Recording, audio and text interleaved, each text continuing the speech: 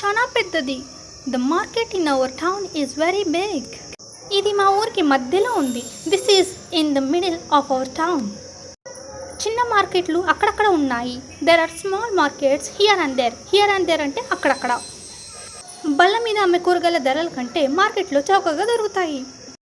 We get vegetables at a cheaper rate than that of the hawkers. మా ఊర్లో 2-3 రైతు బజార్లు కూడా ఉన్నాయి.